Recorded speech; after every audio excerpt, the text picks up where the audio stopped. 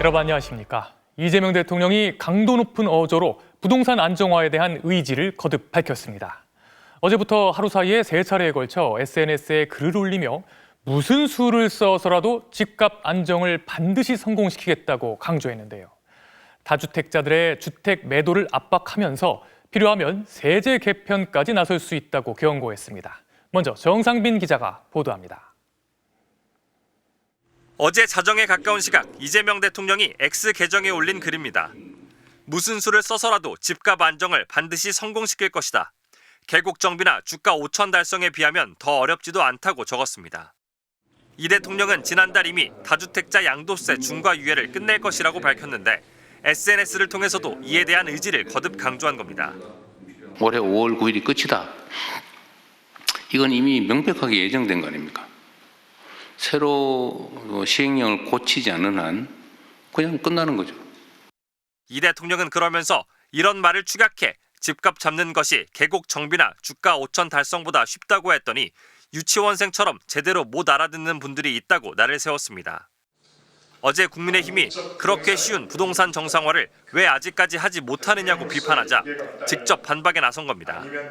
앞서 이 대통령은 어제 낮에도 망국적 부동산 정상화가 불가능할 것 같느냐, 표 계산 없이 국민을 믿고 비난 감수만 하면 될 일이라고 자신감을 드러냈고 오늘 아침에도 비판적인 언론 기사를 공유하며 왜 이렇게까지 망국적 투기를 편드느냐고 질타하면서 만 하루 만에 부동산 관련 SNS 글만 3차례 쏟아냈습니다.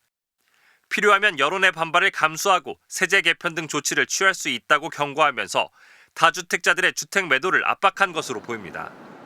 이 대통령이 SNS를 통해 부동산 안정화에 대한 언급을 잇따라 내놓자 국민의힘은 얼마 전까지 집값 대책이 없다고 말해 국민을 불안에 떨게 한 장본인이 대통령이라며 그새 묘수라도 생겼느냐고 비꼬았습니다.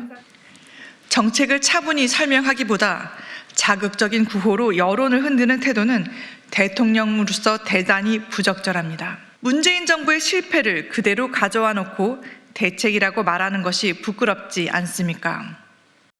이와 관련해 민주당은 다주택자 양도세 중과 유예가 종료된 이후 시장 분위기를 살펴볼 필요가 있다며 부동산 세제 개편도 배제하지 않고 있다고 밝혔습니다. MBC 뉴스 정상빈입니다. 부동산 시장 안정화에 대한 이재명 정부의 의지는 강력해 보입니다. 하지만 여전히 버티면 된다라고 생각하는 다주택자나 투기 세력이 적지 않은 것 같은데요. 정부는 고가 주택의 보유세를 높이거나 투기 지역의 대출 한도를 더 줄이는 방안까지 고려하고 있는 것으로 알려졌습니다. 김건희 기자가 취재했습니다. 서울 동대문구의 한 공인중개사 사무소. 근처 대단지 아파트의 입주가 시작됐지만 매매 문의는 많지 않다고 합니다. 보유세를 얼마큼 높일지가 안 나왔잖아요. 그 인상률이 나와야 되는데 나와도 바로 시행되는 게 아니고 또 유예기간을 주잖아요. 그럼 버티지 뭐 이렇게 생각을 하시더라고요. 지난해 2차례의 강력한 규제에도 결국 집값이 다시 오른 경험도 시장에 작용하고 있습니다. 정책 나오면 잠깐 주춤하지 다시 금방 시장은 1달 반 정도 되면 2달 정도 되면 완전 회복하는 것 같아요.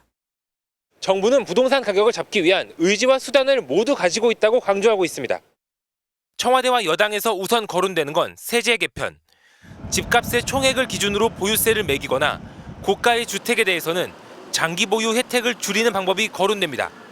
고가 주택의 세 부담을 늘리면 이른바 똘똘한 한 채 선호 현상이 줄어들면서 강남권 등 인기 지역에서도 매물이 늘어날 수 있다는 계산입니다. 전세대출 총량을 규제하거나 투기 지역의 대출 한도를 더 줄여 다주택자의 자금줄을 막는 방식도 가능합니다. 스트레스 DSR을 강화한다든지 전세대출의 금융권의 총량을 강화하는 부분, 그리고 또 하나가 수도권과 규제 지역의 대출 한도 금액을 지금보다 더 줄이는 것입니다. 다주택자 양도세 중과 유예가 끝나는 5월 9일까지 100일도 남지 않은 가운데 부동산 시장은 정부가 어떤 정책을 내놓을지 일단 지켜보자는 분위기입니다. MBC 뉴스 김건희입니다. 이재명 대통령이 SNS를 통해 부동산 안정화의 의지를 거듭 밝혔는데요. 그 배경을 정치팀 정상빈 기자와 함께 분석해 보겠습니다. 정 기자, 대통령이 이렇게 SNS로 활발히 소통하는 게 우리로선 좀 낯선 풍경이거든요. 그 배경이 뭘까요? 네, 말씀하신 것처럼 사실 오늘까지 일주일 동안 X에만 20건이 넘는 게시글을 올렸습니다. 하루 평균 3건이 넘는 건데요. 사실 논쟁적인 주제들에 좀 화두를 던지고 이 정책 방향성을 명확히 제시하는 데 활용하는 모습입니다. 이번 부동산 이슈뿐만 아니라요. 이 설탕 부담금, 생리대 가격, 태릉 개발까지 현안에 대한 논의를 폭넓게 이끌고 있습니다. 정부의 정책 실현 의지를 가장 확실하게 보여줄 수 있는 방법이 바로 대통령의 직접적인 메시지다. 이런 생각이 깔린 것으로 보입니다. 사실 진보 정부에서 이 부동산 정책 실패가 반복됐던 만큼 이번에도 어렵지 않겠느냐 이런 회의론이 좀 나오고 있는데요. 이번만큼은 다르다는 확고한 메시지를 반복해서 던지고 있는 겁니다. 이 대통령의 X 계정 팔로워 숫자가 100만 명에 가깝기도 하고요. 게시물을 올렸다 하면 하루 만에 조회수가 수십만 회를 오가는 만큼 대통령 메시지를 통해서 민심과 직접 소통하면서 부동산 정책의 동력을 확보하려는 것으로 보입니다. 대통령이 이렇게 직접 SNS에 글을 올린다는 건 기존의 소통 방식이 좀 만족스럽지 않다는 뜻 같거든요. 청와대 내부 분위기는 어떻습니까? 일단 내부에서는 대통령이 정책에 대해 적극 논의하는 이 모습을 보이는 거에 대해서는 좀 나쁘지 않다 이런 의견이 있습니다. 사실 성남시장 시절부터 경기도지사, 당대표 때까지 적극적으로 SNS를 활용해온 만큼 특유의 소통 방식이 지금도 잘 드러나고 있다는 겁니다. 또 최근에 적극적인 SNS 사용 배경에는 자신의 발언이나 생각이 좀 의도 그대로 전달되지는 않고 있다 이런 대통령의 문제의식이 있다고도 합니다. 실제로 참모들에게는 언론이나 정치권에서 이 자신의 말을 자꾸 다른 뜻으로 해석해놓고 틀렸다고 한다 이렇게 토로했다고도 합니다. 또 그리고 대통령이 답답함이 좀 드러나는 거 아니냐 이런 분석도 있었는데요. 최근 공개석상에서도 이 속도감 있는 입법과 정책을 거듭 강조해온 데서 알 수가 있듯이 이제 2년차로 들어섰는데 기대에 못 미치는 속도에 답답한 마음이 SNS에 반영됐다는 겁니다. 사실 지난 대선 직전을 비롯해서요. 좀 민감한 시기에는 참모들의 조언을 듣고 한동안 SNS 글을 직접 올리지는 않았던 적도 있거든요. 이번에도 참모들이 대통령에게 애둘러서 일부 우려를 전달한 것으로 전해졌습니다. 네, 아무래도 말이 길어지다 보면 실수나 불필요한 잡음이 생길 수도 있지 않습니까? 우려가 있을 것 같습니다. 네, 그렇습니다. 이 대통령의 메시지는 참모진을 거쳐서 굉장히 정제된 형태로 나오는 게 일반적입니다. 자칫 설익은 정책이 국정 책임자를 통해서 제안이 되면 혼란을 빚는 경우가 생길 수도 있습니다. 또 이 본질적인 내용이 맞다고 하더라도 다각도로 검토되지는 못한 표현이 그대로 전달되면 이 또한 부담으로 작용할 수도 있습니다. 지난달 30일에도요, 이 한국인을 건들면 패가 망신한다 이런 내용을 캄보디아에서 사용하는 크메르어로 올린 적이 있거든요. 이 게시글 얼마 안 가서 삭제가 됐습니다. 청와대가 공식적인 이유를 밝히진 않았지만 외교적인 문제를 우려했을 가능성도 배제하긴 어려워 보입니다. 탈권위적인 소통 행보라는 긍정적인 평가 그리고 또 이 형식에 대한 우려가 교차하는 만큼 앞으로의 행보에도 이 장점을 좀 살리고 부작용을 최소화하기 위한 고민이 필요해 보입니다. 네, 정상빈 기자 잘 들었습니다. 다음 소식입니다. 올해 들어 시민 2명이 이민 단속 요원에게 사살된 미국에선 트럼프 정부에 항의하는 시위가 갈수록 더 확산되고 있습니다. 문을 닫고 일도, 공부도, 심지어 쇼핑도 거부한다는 전국 봉쇄 시위까지 벌어졌는데요. 트럼프 대통령은 폭동이 아니면 정부가 개입하지 않겠다면서도 과도한 이민 단속 의지는 굽히지 않고 있습니다. LA에서 박윤수 특파원이 보도합니다. 영하 10도를 크게 밑도는 강추위를 뚫고 시민 수천 명이 거리로 나왔습니다. No justice, no peace. Ice off our streets. 죄 없는 시민들을 사살하고 사과조차 없는 정부에 분노를 감추지 못했습니다. 독재, 파시스트 정부라는 말까지 나왔습니다. For the good people of Minneapolis, who are basically standing up to growing authoritarianism, a fascist government. 정부가 시민들을 사냥하고 있다는 것입니다. Hunting down people and coming in the night with masks on is not who we are. 일터에도 학교에도 쇼핑하러도 가지 말자며 전국 봉쇄라는 이름의 시위에 이어 이번엔 아이스를 추방하자며 전국 행동의 날이 조직됐습니다. 시위 참여를 예상해 선제적으로 수업을 취소하는 학교가 늘고 있고 고교생들은 항의의 표시로 교실을 떠났습니다. 시위대를 지지해 문을 닫거나 수익금을 이민자 지원에 기부하겠다는 업체들도 잇따르는 등 연대와 분노의 목소리가 커지고 있습니다. 뉴욕과 LA, 시카고, 워싱턴 DC 등 주요 도시를 비롯해 주말 사이 미국 전역 300여 곳으로 시위는 확산됐습니다. I hope what happens is that more people will wake up. 전국적 저항에 부딪힌 트럼프 대통령은 단속에 변화를 주겠다고 한 발 물러서는 듯한 모습을 보였습니다. 민주당이 운영하는 도시에 한해 지방정부의 요청이 없으면 시위나 폭동에 대해 개입하지 않겠다는 것입니다. Crime-ridden cities are all Democrat-run cities. And if they want help, they have to ask for it. Because if we go in, all they do is complain. 하지만 이민 단속 자체를 줄이겠다는 말은 하지 않았습니다. 오히려 연방 건물이나 요원들을 공격하면 그 이상의 후과를 겪게 될 것이라고 으름장을 놓고 있어 시민들의 저항이 가라앉기는 어려운 상황으로 빠져들고 있습니다. 로스앤젤레스에서 MBC 뉴스 박윤수입니다. 잇따르는 산업재해와 불공정 거래, 노조 블랙리스트에 대규모 개인정보 유출 사고까지 참다 못한 피해자와 시민들이 오늘 쿠팡 본사 앞에 모였습니다. 이들은 쿠팡이 책임 있는 조치도 진정성 있는 사과도 없다며 김범석 의장을 철저히 수사하고 처벌하라고 촉구했습니다. 조건희 기자가 보도합니다. 검은머리 외국인 김범석을 처벌하라! 쿠팡 본사 앞이 창업자 김범석 의장 처벌을 촉구하는 목소리로 가득 찼습니다. 산재 노동자 유가족들도 힘을 보탰습니다. 이들은 묵묵부답으로 일관하는 쿠팡을 향해 묻고 또 물었습니다. 김범석 의장에게 묻습니다. 당신의 이윤 뒤에 얼마나 많은 노동자의 죽음이 더 쌓여야 합니까? 뒤로는 산재 취소 소송에 나선 행태를 두고 날선 질문도 쏟아졌습니다. 얼마 전 국회 청문회에서 쿠팡 로저스 대표는 이렇게 말했습니다. 한국 법 안에서 쿠팡이 가진 권리를 행사하는 거라고 바로 취소 소송을 계속하겠다는 말이었습니다. 그래서 묻습니다. 내 아버지가 쿠팡에게는 그저 부품 하나였습니까? 개인정보 유출 피해를 처리하는 모습도 다를 게 없다는 지적이 나왔습니다. 책임 있는 조치도 진정성 있는 사과도 없다는 겁니다. 사과는 생략하고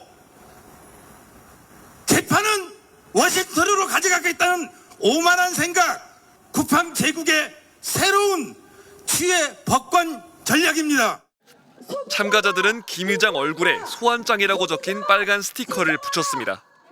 김 의장을 한국에 불러 책임을 묻지 못한다면 문제 해결은 겉돌 수밖에 없다고 비판했습니다. 쿠팡의 성을 부수어야 합니다. 쿠팡에서 일하다 죽어간 수많은 노동자들의 한을 풀어줘야 합니다. 반드시 김범석과 그 집단의 죄를 제대로 밝히고 처벌해야 합니다. 쿠팡 2인자로 꼽히는 해롤드 로저스 한국 대표는 지난 금요일 3차례 요청을 받은 끝에 경찰의 모습을 드러냈습니다. 통역사와 함께 만반의 채비를 하고 왔습니다. 표정은 내내 딱딱했는데 들어올 때도 12시간 뒤에 나갈 때도 사과는 없었습니다. MBC 뉴스 조건입니다. 참 입으로 거론하는 것조차 모욕스러운 시위대가 있습니다. 평화의 소녀상에 설치된 중고등학교를 찾아가서 일본군 위안부 피해자들을 모욕하는 불법 집회를 열고 있는 사람들입니다. 이재명 대통령도 사람을 해치는 짐승은 사람으로 만들든지 격리해야 한다고 강하게 비판했는데요. 경찰이 이 단체 대표를 피의자로 불러 조사하기로 했습니다. 류현중 기자가 보도합니다. 최근 서울 중고교 앞에서 잇따라 열린 집회입니다. 교정에 설치된 평화의 소녀상을 철거하라고 적힌 현수막을 펼쳐 들고 있습니다. 일본군 성범죄를 두둔하는 취지의 낯뜨거운 표현도 버젓이 적어놓았습니다. 경찰이 이 단체 대표 김병원 씨를 모레 피의자 신분으로 불러 조사합니다. 학교 앞에서 신고되지 않은 집회를 열고 미성년자인 학생들에게 정서적 학대를 가한 혐의입니다. 김 씨의 앞뒤 가리지 않는 모욕 주기 행보는 뿌리가 깊습니다. 전국을 돌며 보란듯 소녀상을 훼손했고 최근엔 소녀상이 있는 학교를 겨냥하고 있습니다. 위안부가 성매매 여성임을 말해야 하고 위안소에서 일어난 포르노와 같은 난잡한 이야기를 해야만 하는. 경찰은 지난달 초 김 씨를 입건하고 압수수색에 나서는 등 본격 수사에 착수했습니다. 경찰은 위안부 피해자들이 일본군에 강제 동원된 성노예 피해자였다며 김 씨가 허위 사실을 퍼뜨려 이들을 비방하고 명예를 훼손했다고 판단했습니다.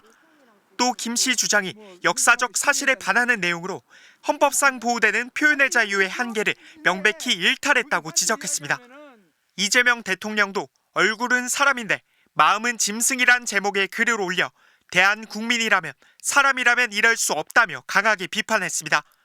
이 대통령은 억울한 피해자들을 동정하지 못할 망정 수년간 전국을 쏘다니며 매춘부라 모욕하는 열성과 비용, 시간은 어디서 난 것이냐고 질타했습니다. 이어 사람 사는 세상을 위해 사람을 해치는 짐승은 사람으로 만들든지 격리해야 한다고 강조했습니다. MBC 뉴스 류현주입니다. 세계 최대 음악 시상식인 그래미상 시상식이 내일 열립니다. K-팝 데몬 헌터스의 골든, 블랙핑크 로제의 아파트, 캐츠아이의 가브리엘라가 주요 부문 수상 후보로 올랐는데요. 우리 K-팝이 사상 처음으로 그래미상 본상 수상에 성공할 수 있을까요? 변윤재 기자입니다. 지난해 공개돼 폭발적인 인기를 끌어모았던 K-팝 데몬 헌터스.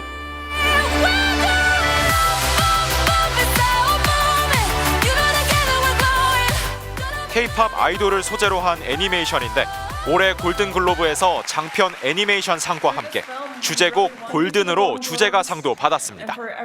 이번엔 세계 최고 권위의 대중음악 시상식인 그래미상에 올해의 노래 등 모두 5개 부문 수상 후보로 이름을 올렸습니다. K-팝의 성과는 여기에 그치지 않습니다. 캐대헌의 강력한 경쟁자가 바로 K-팝의 대표 주자인 블랙핑크의 로제입니다. For Song of the Year, the nominees are Apate, Golden from K-pop Demon Hunters. 지난해 SNS를 달군 로제의 아파트는 그래미 시상식 올해의 노래 후보뿐만 아니라 올해의 레코드 등 본상을 포함해 3개 부문 후보에 올랐습니다.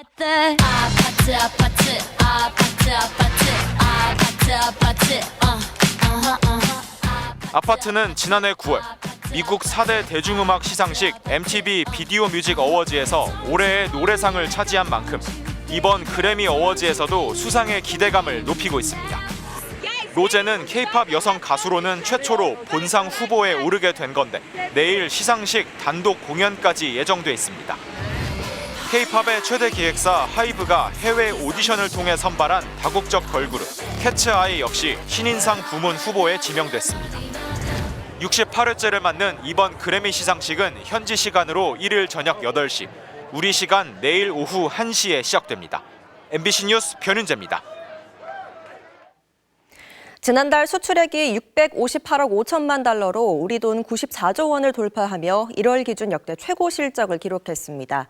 수출 호조를 이끈 건 인공지능 열풍 속에 작년 같은 기간과 비교해 2배 넘게 팔린 반도체였습니다. 반도체 수출이 2달 연속 200억 달러를 넘겨 전체 수출액이 작년 같은 기간보다 34% 늘어났고 무역 수지도 87억 달러 흑자로 12개월 연속 흑자 행렬을 이어갔습니다. 우리 반도체처럼 세계 시장을 휩쓰는 효자 품목이 또 하나 있습니다. 바로 밥상 단골 손님 김인데요. 이젠 전 세계인의 입맛을 사로잡는 K-스낵으로 변신해 수산식품 수출 1위를 달성했습니다. 이경미 기자가 현장 취재했습니다. 출국을 앞둔 외국 관광객들의 쇼핑 필수 코스가 됐다는 서울역의 한 대형마트. 평일 낮인데도 외국인들로 붐빕니다. 한 관광객의 카트에는 온통 김 관련 제품이 담겨 있습니다. Singapore very difficult to find the snack. Only have the normal seaweed with rice. So we try this very nice. So that's why we buy for a lot of souvenir. It's delicious and easy to carry. Very light. 한국 김의 인기가 김 부각 같은 김을 활용한 다양한 과자류로 확산되면서 식품업계도 바빠졌습니다. 이 중소업체는 미슐랭 셰프는 물론 사찰 음식 대가 스님과 협업해 다양한 맛의 김 부각을 선보이고 있습니다. 영양 간식이고 술안주로도 좋고 무엇보다 선물로 너무 깔끔한 것 같습니다. 특히 김 부각이 비건, 글루텐 프리 식품으로 분류되면서 북미와 유럽을 중심으로 해외 수요도 빠르게 늘고 있습니다. 한국 프랑스 140주년이어서 공식 기프토로 나간 적이 있어요. 작은 기업이랑 대기업이랑 같이 이제 콜라보해서 나갈 수 있는 그런 마케팅 루트를 같이 찾아봐 주시면 좋을 것 같아요. 대기업들의 움직임 역시 빨라지고 있습니다. 오리온은 수협과 손잡고 김 가공 합작 법인을 설립했고 대상은 해외 생산과 현지화 전략에 집중하고 있습니다. CJ제일제당 역시 김 제형과 맛을 다양화하는 등 김 스낵류 사업을 확대한다는 계획입니다. 정부도 지원에 나서 올해 수산물 해외 시장 개척 예산을 작년보다 236억 원 늘어난 791억 원으로 확대했습니다. 지난해 우리나라 김 수출액은 11억 달러, 1조 6천억 원을 넘어서며 전체 수산식품 중 수출 1위를 기록했습니다. MBC 뉴스 이경미입니다. 고 이해찬 총리의 장례 절차가 마무리되자마자 더불어민주당과 조국혁신당의 합당 논쟁이 다시 수면 위로 올랐습니다. 민주당 내에서도 반발이 공개적으로 터져나왔고 민주당과 조국혁신당의 갈등도 골이 깊어가는 모양새입니다. 김세영 기자가 보도합니다. 합당에 대한 공세의 포문은 당내 친명계가 먼저 열었습니다. 기자회견을 자처한 한준호 의원이 숙이 없는 통합은 분열이라며 정청래 대표를 공개 저격한 겁니다. 정청래 대표님께 정중하게 요청드립니다. 조국혁신당과의 합당 제안은 여기에서 멈춰주시기 바랍니다. 충분한 숙이 없는 통합은 또 다른 분열의 시작이 될 수 있습니다. 그러자 친정청래 계열로 분류되는 이성윤 의원이 곧바로 SNS에 글을 올려 정 대표의 제안은 양당 통합을 결정한 게 아니라며 당원들과 함께 공론화의 문을 열어보자는 것이라고 맞받았습니다. 합당을 둘러싼 갈등은 더불어민주당 내부뿐 아니라 민주당과 조국혁신당 간에도 불붙기 시작했습니다. 민주당 최현일 의원이 합당은 DNA 보존이 아니라 승리를 위한 통합이 되어야 한다라며 앞서 혁신당의 DNA가 사라져서는 안 된다고 한 조국 대표의 발언을 정면으로 비판하자 이번엔 조국혁신당이 민주당의 권력투쟁에 혁신당을 끌어들이지 말라고 반발하고 나섰습니다. 혁신당은 민주당 내에서 터져나온 사전 미락설에 대해서도 선을 그었고 허위 주장에는 법적 조치에 나서겠다고까지 말했습니다. 민주당은 결자 해지의 자세로 이 주제와 관련해서 당내 갈등과 가짜 뉴스를 직접 정돈하고 당대표의 제안이 진흙탕 싸움으로 변질되지 않도록. 민주당은 이번 주부터 합당에 대한 의견 수렴 절차를 본격적으로 시작할 방침입니다. 의원총회든 지역위원장님들이 다 함께 할 수 있는 어떤 회의든 회의체든 이런 것들이 진행될 거라고. 하지만 이미 한 차례 합당에 비판 의견을 냈던 민주당 내 초선 모임 더민초가 내일 다시 모이기로 하는 등 합당에 대한 의견 조율은 난항이 예상됩니다. 여기에다 정청래 대표의 핵심 공약인 당원 1인 1표제 도입을 위한 당 중앙위원회 투표가 내일부터 시작돼 이번 투표 결과가 합당 논의에도 적지 않은 영향을 미칠 것으로 보입니다. MBC 뉴스 김세영입니다. 최근 AI로 만든 아이의 가짜 울음소리를 들려주며 돈을 요구하는 신종 보이스피싱 수법이 기승을 부리고 있습니다. 전화상으로는 자녀의 울음소리인지 파악이 어려운 데다 비교적 적은 금액을 요구하다 보니 속아 넘어가기가 더욱 쉽다는 건데요. 송정훈 기자가 취재했습니다. 모르는 번호로 걸려온 전화에서 아이의 목소리가 들립니다. 네네. 이 엄마시죠? 네네. 예, 잠시만요. 야, 빨리 얘기해줘, 엄마. 아저씨가 때렸어. 울지 마. 야, 그냥 알려줘. 남성은 자신이 아이를 데리고 있다며 돈을 요구합니다. 애 부모가 나한테 승리 표시로 술값이라도 좀 해줘. 예, 잘 알았으니까요. 예, 그러니까 구체적으로 어떻게 해드릴까요, 선생님? 계좌번호 메모해봐. 50만 원만 해줘. 다른 학부모도 비슷한 전화를 받았습니다. 발로 차고해서 내 핸드폰 액정이 망가졌다고. 지금 통화 상태로 핸드폰 수리비 50만 원만 입금해. 울면서 말하던 아이의 목소리는 가짜였습니다. 금융감독원은 최근 성행하고 있는 이 보이스피싱 수법이 AI로 아이 울음소리를 만들어낸 것이라고 추정하고 있습니다. 울음소리는 발음이 불분명해 실제 자녀의 목소리인지 구분하기도 쉽지 않았습니다. 보통은 그렇게 누가 어머님한테 전화 올 일이 없잖아요. 근데 그때는 정말 저의 목소리 같은 거예요. 상대적으로 소액인 50만 원 안팎의 금액을 요구하면서 의심을 피하기도 했습니다. 전화를 끊지 못하게 한다면 보이스피싱을 의심하고 주변 사람에 부탁하여 자녀의 안전을 확인하거나 휴대폰 위치 확인 서비스를 통해서 또 돈을 보냈다면 곧장 경찰청 통합신고센터에 신고하고 해당 계좌에 지급 정지를 요청해야 합니다. MBC 뉴스 송정훈입니다. 올해부터 서울을 비롯한 수도권에서 생활쓰레기 직매립 금지 조치가 시행되면서 이제는 소각 처리를 하고 난 뒤 매립을 해야 하는데요. 하지만 수도권에선 소각장이 부족해 쓰레기들이 충청 지역 민간 소각장으로 몰리고 있습니다. 지역에선 쓰레기 반입을 막아달라는 요구까지 나올 정도라고 하는데요. 전효정 기자가 취재했습니다. 이른 새벽부터 수십 대 트럭들이 모여듭니다. 경기도 화성에서 생활쓰레기를 수거한 차량과 이걸 가져나가려는 민간 위탁 차량들입니다. 100km 떨어진 청주, 70km 떨어진 충남 천안 등지에서 왔습니다. 공동쪽이랑 화성스러워. 오늘 처음 생각했어요. 화성시의 생활 폐기물이 모인 적환장입니다. 일반 종량제 봉투는 물론 소파나 매트리스와 같은 폐기물까지 쓰레기들이 산처럼 쌓여 있습니다. 여기로 들어올 거리의 종량제 봉투를 뜯어보니 음식물을 비롯해 들어가선 안 될 것들이 뒤섞여 있습니다. 폐전지나 배터리, 화학용품까지 봉투 안으로 들어가면 찾아내기란 사실상 불가능한 일입니다. 순수 생활 쓰레기가 아닌 것들이 소각되면 당연히 더 해롭습니다. 이 모든 게 민간 처리 위탁 차량에 실립니다. 끝까지 차올랐지만 꾹꾹 눌러 하나라도 더 채웁니다. 10톤을 실은 한 차량은 청주 민간 소각장으로 100km를 달려갑니다. 매일 오고 있어요. 그때그때마다 조금씩 달라요. 한 대 들어올 때, 세 대 들어올 때도 있고, 7대 들어올 때도 있고. 지난 16일부터 경기도 화성에서 이렇게 청주로 가져오는 생활 쓰레기는 하루 평균 57톤, 연간 18,000톤에 달합니다. 하루 전체 315톤인 화성시 전체 배출량의 5분의 1이 청주에서 처리되는 겁니다. 수가 100만이 넘었어요, 일부가. 그러니까 용량이 모자라서 거기에서 못 채우는 부분만 여기 좀 들어오는 거. 인천 강화군도 지난 26일부터 연간 3,200톤을 청주로 반출하기 시작했고 서울 중구와 경기 고양시는 음성군의 새 재활용 업체에 한 달 동안 각각 2,200톤, 156톤을 반출했습니다. 서울 강남구, 경기 광명시와 양평군도 올해 5,660톤을 충북에 반출할 예정입니다. 수도권의 깨끗한 일상 뒤에는 매일 처리되어야 할 쓰레기가 있습니다. 그 부담이 다른 지역으로 향하는 구조가 과연 지속 가능할지 이제는 따져봐야 할 때입니다. MBC 뉴스 전유정입니다. 잠시 뒤 뉴스데스크에 이어 방송되는 탐사기획 스트레이트에서는 미국 정치권을 통해 우리 정부를 압박하는 쿠팡의 행태와 소비자와 판매자는 물론 노동자들까지도 쿠팡을 쉽게 떠나지 못하는 구조적 원인을 분석합니다. 또 최근에 먹는 낙태약 판매 논란을 계기로 낙태죄 폐지 이후 법 개정이 이루어지지 않아 의료 현장에 혼란이 가중되고 있는 실태를 고발합니다.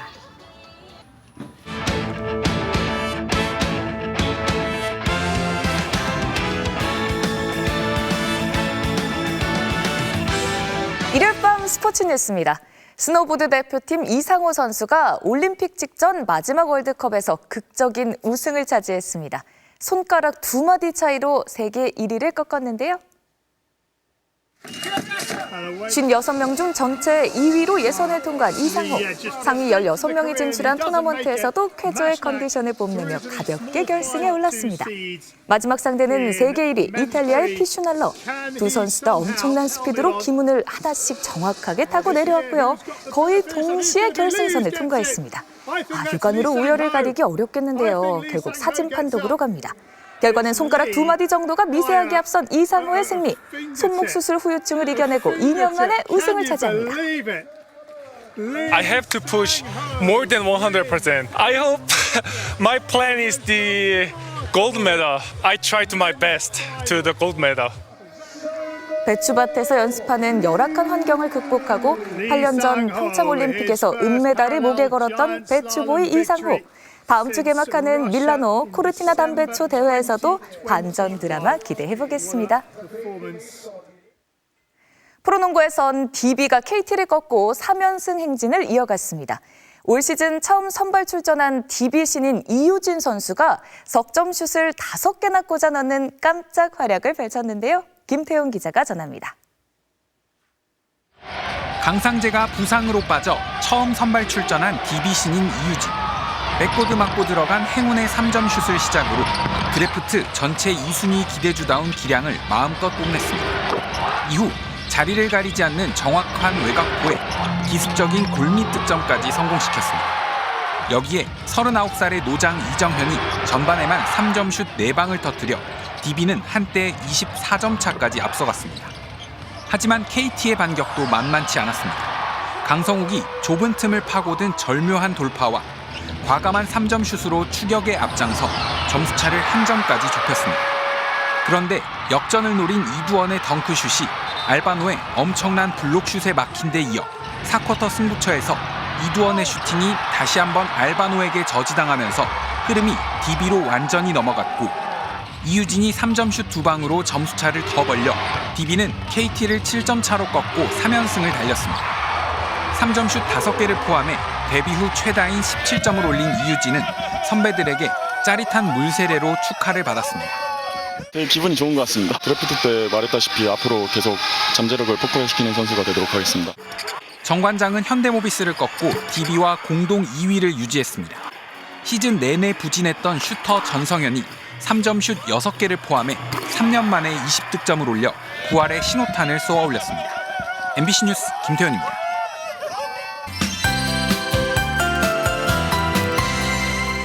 폭설구름이 들어오고 있습니다. 수도권 지방부터 눈이 내리기 시작했는데요. 차츰 중부지방에서 강한 눈이 쏟아지겠습니다. 밤사이 시간당 1에서 5cm씩 집중적으로 내리겠고요. 내일 늦은 새벽부터는 남부지방으로 눈구름이 차츰 이동할 것으로 보입니다. 경기 북부와 영서 북부지방부터 대설주의보가 내려졌는데요. 차츰 서울을 비롯한 대부분 지방으로 대설특보가 확대되겠습니다. 앞으로 강원 높은 산지에 최고 15cm 이상, 충북에도 최고 10cm 이상 폭설이 내리겠습니다. 수도권을 비롯한 그 밖의 중부로도 3에서 많게는 10cm가량 내리겠고요. 남부지방에서도 2에서 8cm가량 내리는 곳이 있겠습니다. 내일 출근길 교통안전에 각별히 유의하셔야겠습니다. 눈은 내일 오전이면 대부분 그치겠고요. 낮부터는 차츰 맑은 하늘을 되찾겠습니다. 내일 아침 기온을 보시면 서울이 영하 5도, 춘천 영하 9도, 대구 영하 5도까지 떨어지겠습니다. 한낮 기온은 서울이 1도, 대전 3도, 부산 6도 안팎까지 오르겠습니다. 당분간 큰 추위는 없겠는데요. 다음 주 주말쯤 다시 영하 10도 안팎의 강추위가 찾아올 것으로 전망되고 있습니다. 날씨였습니다. 일요일 뉴스데스크 여기서 마치겠습니다. 함께해 주신 여러분 고맙습니다.